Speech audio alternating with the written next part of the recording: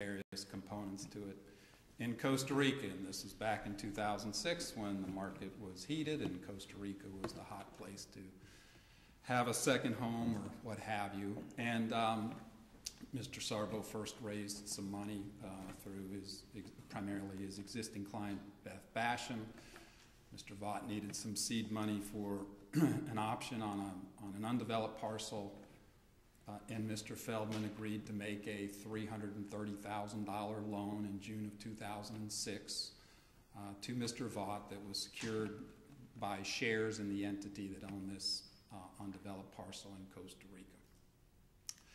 That loan was for 4 months, and it carried an annualized interest rate of 60%. That loan was coming due in October of 2006. It was apparent that it was not going to be repaid. There was another parcel of property owned by a separate Costa Rican entity that Ms. Basham, through Mr. Saro's entity, American Transor Corporation, had provided funding for that parcel. It's called the Mansion. Mansion was owned free and clear, and Mr. Saro, in an attempt to better collateralize his friend's loan, offered him the opportunity to shift the collateral into essentially the mansion, more particularly the shares. You say collateralize, I mean, and if I'm to believe what it says in the final judgment, and I don't have anything else, it says that Mr. Feldman received nothing in the way of security for this investment, whether it was shares of stock, a promissory note, a bond, or anything. So how is it collateralized? There is no dispute, Your Honor. All you have to do is look at the pleadings and the underlying documents, as well as the final judgment. There is no dispute that Mr. Feldman made an investment in the mansion. And that investment came in the form of debt that was secured by shares in the entity that owned the mansion, and those shares were pledged in favor of Mr. Saro's entity, American Transor. And it's documented with the various emails back and forth that Mr. Feldman had this debt interest, and in fact, attached as an exhibit to the original complaint is a holding agreement. It's interesting that Mr. Saro was chastised for not properly documenting things. And let me freely admit, playing armchair quarterback, had he known that one of his best friends would ultimately sue him, I'm sure that he would have preferred to have better documented this transformation, as the trial court called it. But the holding agreement, the draft holding agreement that was in evidence and attached to the original complaint, set forth without question that Mr. Feldman had a $400,000 debt interest in the mansion. And did anybody sign the holding agreement? No, but there's evidence to the effect that Beth Basham and Al Bordley were on board and were going to sign it. So he was trying to better memorialize it after this group had to deal with bankruptcies filed by Jeff Vaught. And so, is it picture perfect? No. But the reality of it is the fact that this was not properly monumented, or playing armchair quarterback wasn't memorialized or as documented as well documented as people would have liked playing armchair quarterback. The fact that Mr. Feldman hasn't gotten his money back wasn't because Jerry Saro didn't dot his I's and cross his T's with regard to this debt investment. There is no dispute that the pleadings themselves confirm that he made an investment in the mansion. The final judgment itself confirms that nobody saw the Great Recession coming. Nobody could have foreseen that Vaught would have filed, or that adding to the problems were the fact that Vaught filed 2 separate bankruptcies and was doing everything in his power to thwart this investment and the ability of Mr. Feldman to get repaid. So there's no question that he made an initial loan, and that loan ultimately became better collateralized when the opportunity presented itself to shift over to the mansion. So there was no causation, no proximate cause that resulted from the failure to document this, but it was documented, like I said, through various emails and so on. In any event, the transformation takes place in October of 2006. Fast forward, Mr. Feldman even wrote, you know, who'd have thunk we'd ever be here?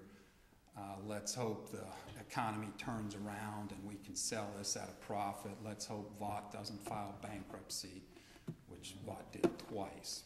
And in the final judgment acknowledged that Mr. Saro was doing what he could to try to protect the investment. And unfortunately, to date, it's still hanging out there. And we go for years. Things haven't turned around. Mr. Feldman hasn't recouped his investment. And he files a lawsuit. He files a lawsuit in December of 2011. More than 5 years past the time of the transformation. And initially, the lawsuit was almost exclusively focused on this underlying $330,000 loan. I'll admit there were some references to the mansion in the initial complaint, but the original complaint on its face referenced a $330,000 loan carrying this annualized 60% interest rate coming due in October. And various counts were raised, Chapter 517 counts under the Florida Securities Investor Protection Act, fraud, breach of fiduciary duty, and so on. I filed a motion to dismiss, and the trial court granted the motion with regard to the statute of repose issue. In particular, Chapter 517 claims have a 5-year statute of repose with a 2-year statute of limitations. And so the complaint was then amended, and the amended complaint no longer referenced the loan. It was all about the mansion, as if there was no prior history between the parties. And I filed a motion to dismiss the amended complaint because it was not specific whatsoever, but on top of that, I felt like there was a departure from the underlying claim in order to circumvent the statute of repose and statute of limitations arguments. That was denied. Ultimately, excuse me, Mr. Hogeman substituted in as counsel for Mr. Feldman. The case, I tried to get it continued because Mr. Saro was dying of cancer. It didn't work. We went forward with the trial in early January of last year. The final judgment came out, and Your Honors have seen it. It's X number of pages, and frankly, I have waded through it on countless occasions, and it cannot be reconciled. There's one finding versus another that conflicts, both with regard to the law, with regard to facts. The judgment speaks for itself, but Mr. Saro was held liable because of an alleged fiduciary duty that he breached, putting his friend in this risky investment. Yet there are countless provisions in the final judgment to the effect that the mansion was a beautiful piece of property. There was adequate security. On the very first page or second page, there's a reference to the fact that Mr. Russo actually testified in this case, who was counsel to Beth Basham, had been to the property. Adequate value was there for the loans that she had previously made on it. Nothing wrong whatsoever. But the court also found that Mr. Feldman wound up with basically nothing in terms of any enforceable interest in this property. Is that correct? No, it's not correct, John. Not? There's no dispute whatsoever to this day that he still has that debt interest. And we know that for a few reasons. Number one, he tried to rescind it. Even though in his amended complaint, he asked for rescission under the 517 counts because there's a statutory provision allowing for rescission. Rescissionary damages if the investor still owns the underlying security. Those counts were rejected. Well, what can Mr. Feldman do if he wants to enforce his interest in the property? What he needs to do and should have been doing all along is hope that these bankruptcies will ultimately unwind, that the group that includes Mr. Feldman as a someone who infused, $400,000 indirectly into this debt, that the bankruptcy the bankruptcy will ultimately be favorable, that the American Transworld Group, which includes Beth Basham, Al Bordley, and Mr. Feldman, will then be able to liquidate the mansion or operate it profitably. Mr. Sarbo was operating the mansion himself prior to his death. Let me get at what I think was underlying Judge Wallace's question, and if it wasn't, I'm going to make it my question. Okay.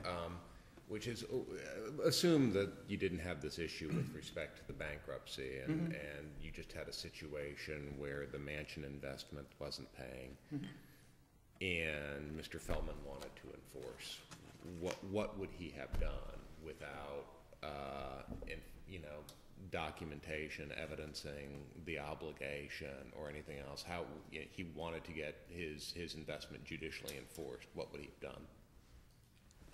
He would have had to file some sort of declaratory action or something against American Transworld to force American Transworld to pursue the property.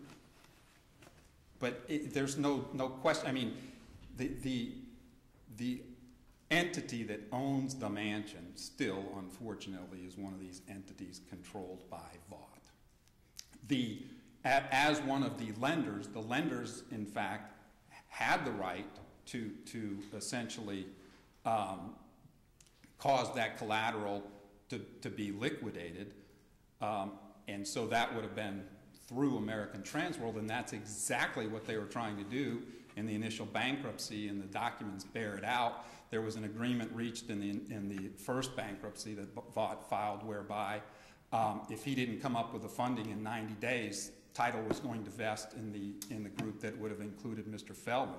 So the efforts have been underway all along to try to put him in a position whereby he's an equity owner with his respective percentage along with Ms. Basham and Mr. Board. Did I answer your question, Your Honor? Yeah. Okay. So it's not as if he's just been sitting back and has no rights anywhere. That's not the case. But American Transworld, through Mr. Sarbo, in fact, was and has been pursuing the collateral through the bankruptcy courts, but have been thwarted in those efforts. So in any event, we believe that the efforts, excuse me, let me back up.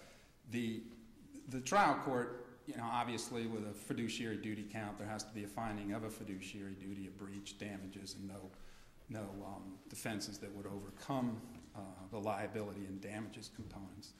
And here, again, the judgment speaks for itself. I believe it's inherently conflicting just on the finding of the duty alone, in the sense that there are findings in the final judgment to the effect that Mr. Sarbo wasn't getting paid anything for this.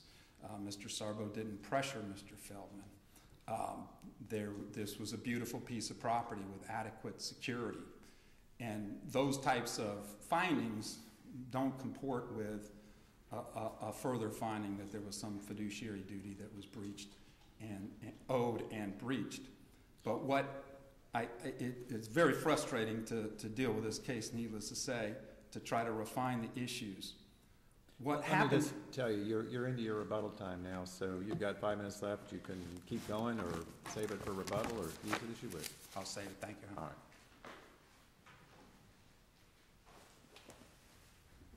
If it pleases the court, my name is Jack Hogewind. I represent the appellee, Dennis Feldman.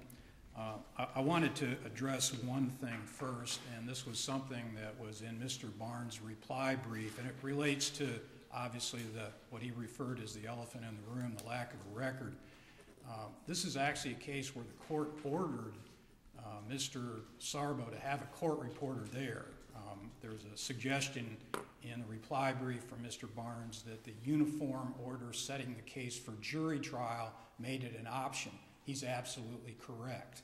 After that, a couple weeks before trial, we had a pretrial conference and we agreed to go non-jury. There was some other agreements, but specifically in that order, there was a specific requirement that defendants will provide a court reporter at their expense, the court reporter being, and then it goes on, Integra court reporting with a telephone number. So it's not just maybe an elective decision, it's where they were ordered to do it, and they didn't do it, and obviously now they're asking this honorable court to try to, I guess, look through the judgment, behind the judgment, and give them some relief. The second thing I wanted to note is counsel had indicated that this holding agreement was something, and I think the way he phrased it, it was where it was going to be signed by a couple of the other principals, which would be Mr. Boardley and Beth Basham. There's actually nothing in the record that says that. It had definitely been circulated to them, but they never did sign it. There's never any memorandum of understanding they were going to sign it. The holding agreement is very interesting, and obviously it's unsigned, but what's interesting is the timing of the holding agreement. This was a case where the debt transformation, whatever we're going to call it, occurred on October 1, 2006. Mr. Sarbo waited 4 years and about 20 days to do his proposed holding agreement with what the trial court referred to as mea culpa attachments, where he kind of fessed up to what a mess it was and to his conflicts of interest. And in that holding agreement, if it was ever going to be signed, and if this was ever going to be the step at which my client, Mr. Feldman, had some recognized interest in whatever this was, it had a bunch of exculpatory waivers, letting Mr. Saro off the hook for his negligence, for his mistakes. So that was the holding agreement, but it was only sent 4 years after what a lawyer, which is what Mr. Sarbo was, would know that the statute of limitations had run on a breach of any oral promise. I think the trial court certainly could consider that, along with multiple times that was during the 4-year time prior to filing where Mr. Feldman would say, hey, where's the stock that I was supposed to get in the company that Costa Rican corporation that owns the land? And it would just be one explanation after another. First it was like, well, we're just getting the corporation set up. And then it was like, well, maybe we're going to change the form of the corporations because there might be double taxation. And then another year would go by. And Mr. Feldman would say, what's going on now? And then it's like, well, maybe we won't even do the corporation thing because the votes have filed bankruptcy. And if we give you some kind of in-rem interest, that wasn't the words that was used, but it was an equity interest, then we're not going to be able to collect personal debt, but the votes will pay 1% a month in the meantime. A year later, Mr. Feldman is asking, what about the 1% a month? And at that point in time, Mr. Sarbo, I never said 1% a month. So we have, and this is what the trial court found, we have repeated activities by Mr. Sarbo. Not only did he not, as the escrow agent for this money, give anything, but every time Mr. Feldman would try to find out where he was, he would get put off. And then there's some emails in there that we've kind of summarized in our brief where Sarbo kind of chides Mr. Feldman for even asking about it. Says, well, I've already told you that 2 or 3 times, but I'll tell you again, kind of a condescending tone. And that's what he got in response. And that's what the trial court looked at in saying that there was a continued breach of the fiduciary duty. If somebody as a lawyer gives me money and I'm entrusted with it to get that person's stock or some other thing, I've got a continuing duty to do it, and I can't put them off. And the court found that this continued all the way up till trial. There's nothing by the time of trial. We started out with a naked promise of basically trust me, and now it's to the point where we're going to have to trust Ron Russo, who's on the other side of this appeal. Because that was what he said in one of the emails. Well, if anything happens to me, then my trust me promise, my trust me promise is now going to be satisfied by Mr. Russo. Now we have Mr. Russo on the other side of the case. And this is the facts that were before the trial court. The trial court was eminently correct in saying that there was a continuing breach right up to the time of trial. And at trial and even before then in these emails, Mr. Sarbo said that he could convert this debt interest to shares of stock to equity at any point in time. He just didn't want to do it. And kind of the answer to the rhetorical question, I think, of Your Honor and also Judge Salerio kind of following up on it. What does he have? He has nothing. At the end of the day, he has nothing. What was he supposed to do? Well, now Mr. Barnes says he could have filed a declaratory relief action, and perhaps if Mr. Sarbo had not concealed what was going on and hadn't put him off, he might have done it. We can't do it now. There's nothing that he's gotten. He has not a single thing to show for it, and that's why the trial court found that his damages were the amount that he plowed into the investment. We respectfully submit that And I think one thing that Mr. Barnes said that was very hopeful, I think Your Honor, Judge Wallace asked him, well, what was he supposed to do? What should he have done? And Mr. Barnes' initial response was, well, he should have hoped that things were going to turn around. That's really what Mr. Saro was saying. You just need to hope. You just need to trust me. And Mr. Feldman even did that for 4 years. But at some point in time, and it was after he got this mea culpa disclosure, he felt he had to do something. He filed a suit. What were the mechanics of the October 2006 investment in the mansion? In other words, your client gave what and was supposed to have received what in exchange? It's really not clear to me. Well, the evidence, Your Honor, indicates that money that was available to Mr. Saro that was collected was going to be applied to this mansion investment, and it wasn't very clear, but that my client was supposed to get shares of stock in the Costa Rican company that owned the land. And there was testimony from Mr. Saro that actually the court found to be untrue, that under Costa Rican law, there was no such thing as a mortgage. You don't get a mortgage in Costa Rica. All you get is shares of stock in the corporation, which is Costa Rican terminology is limited. Well, it's either limited or something. Limited is limited, but all you get is stock in the Costa Rican corporation that owns the land. But that was the beginning. He was supposed to get stock in the corporation that owned the mansion. Okay, and he was contributing what?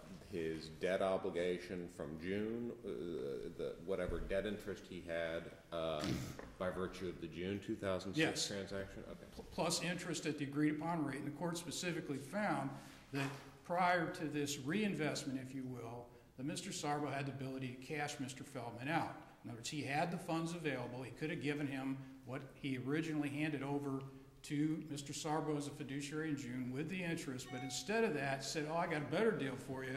Let's put it into this mansion business. That's the funding, if you will. What he's supposed to get back was stock in the Costa Rican company that owned the mansion. We've indicated there's an email dated October 2007, and there's follow-up emails. There's no question that's what the promise was. It's just he wouldn't give it to him. And there's emails in 07, then in 08, and it begins, I'm going to get you the stock. Then it's like, well, we're just waiting to decide what corporate structure we're going to use because we don't want double taxation. Then I'm going to give you the shares. And then it shifted to, well, the votes are filing a bankruptcy, and if I give you shares, then you have an equity interest. And then I, referring to Saro, will lose the ability potentially to chase the votes for the personal debt. So we don't want to give up. So we're going to keep it as debt at this time, convertible to equity. That became the next story. But you'll get interest in the meantime. A year later, Mr.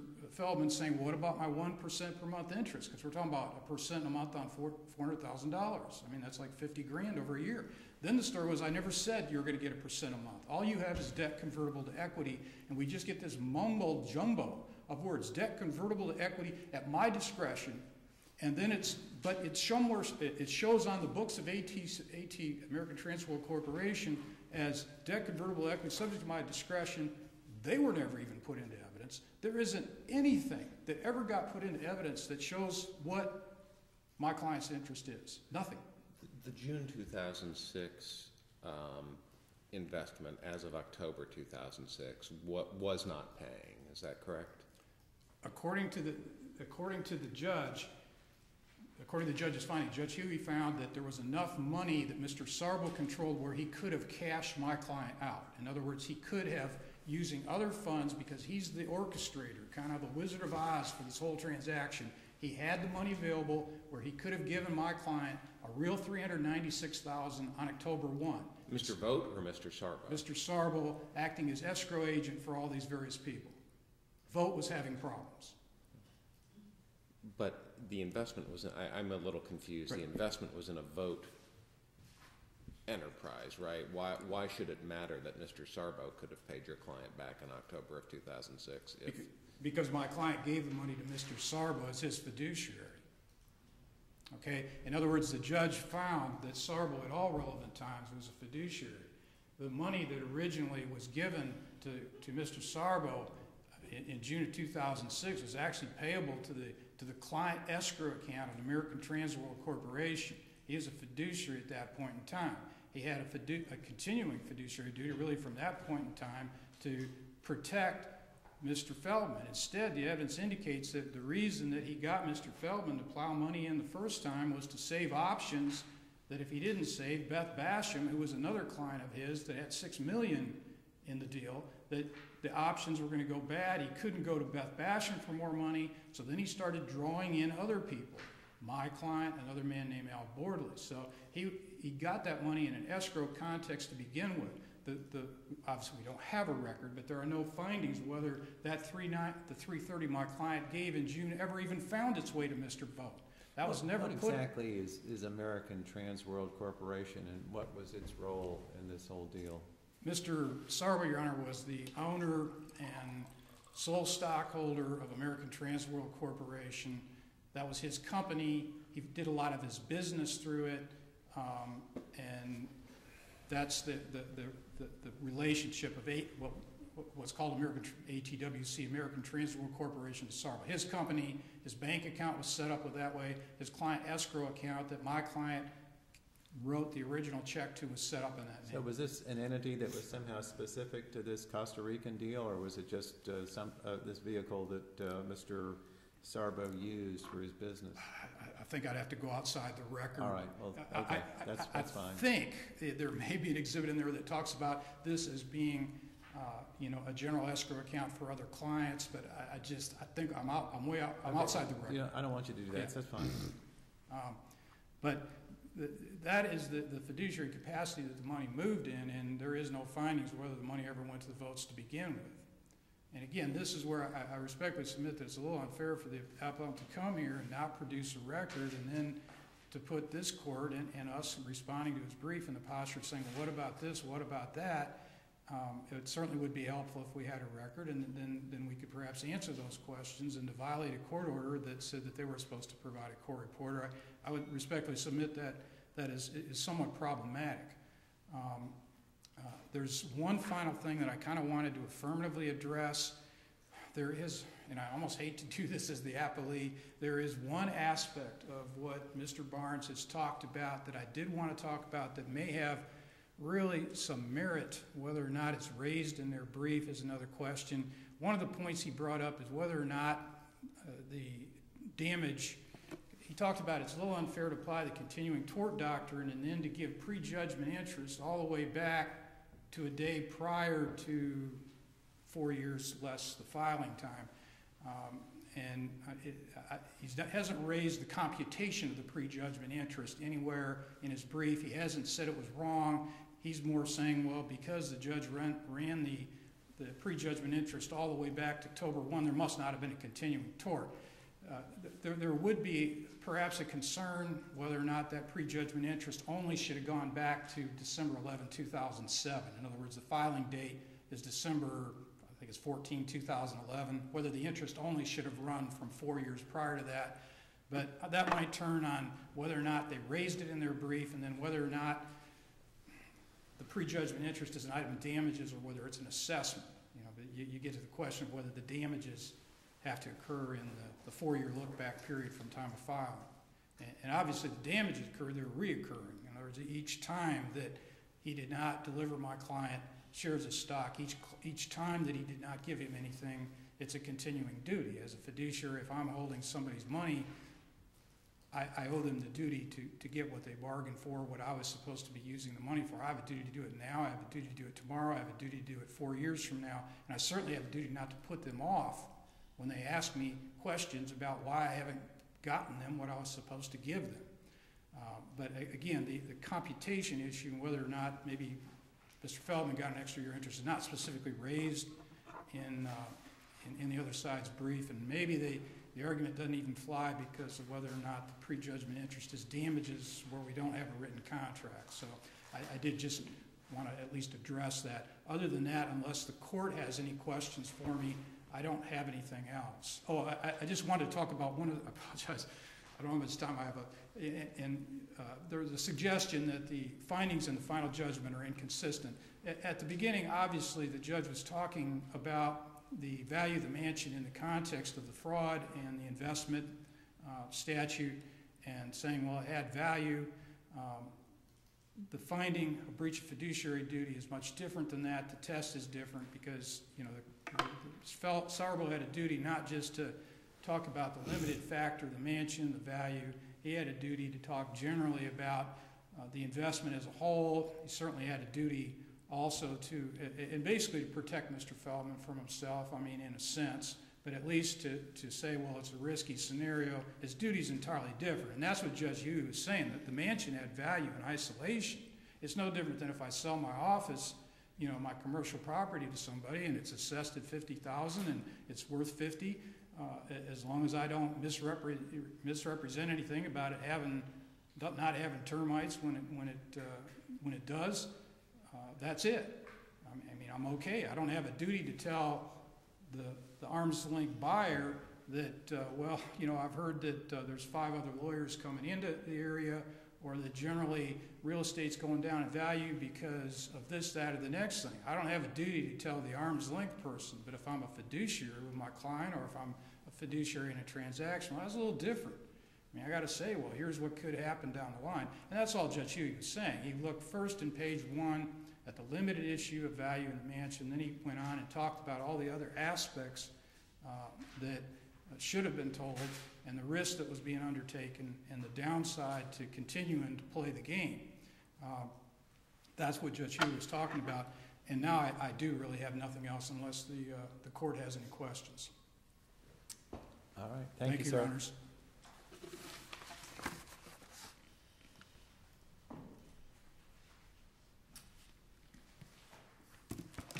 All right, Mr. Barnes, you got 5 minutes left for rebuttal, sir. Thank you, Your Honor. Just briefly, the pretrial order provided there be a court reporter. It was optional under the pretrial document. Mr. Hogewind knew before the trial that we had canceled the court reporter. It went forward without one, and now we're being accused of violating a court order. With regard to the other parties, Mr. Barnes, there's one thing I wanted before you run out of time to just make sure I got a chance to ask you about. Yes. I got to be honest. I mean, I share the concern raised in the brief that there appears to be a variance, at least based on the final judgment. There right. appears there may be a variance between the case that was pled in the first amended complaint. yes, sir. And the case the final judgment suggests was actually tried. Right. I just don't know, and I'd like to hear from you about it, what I can do about that at this point without a record. I mean, I have no idea if that was, you know, the issues that were tried by consent. I right. have no idea what the evidence was on them, and I just... Great question, Your Honor. I think you may have an issue there, but right. I just don't know how I resolve it without a record. Great question, Your Honor, and I think the 4 corners of the final judgment in conjunction with the review of the pleadings will answer that. But I would agree that there are certain areas where because I don't have a record, I can't specifically respond.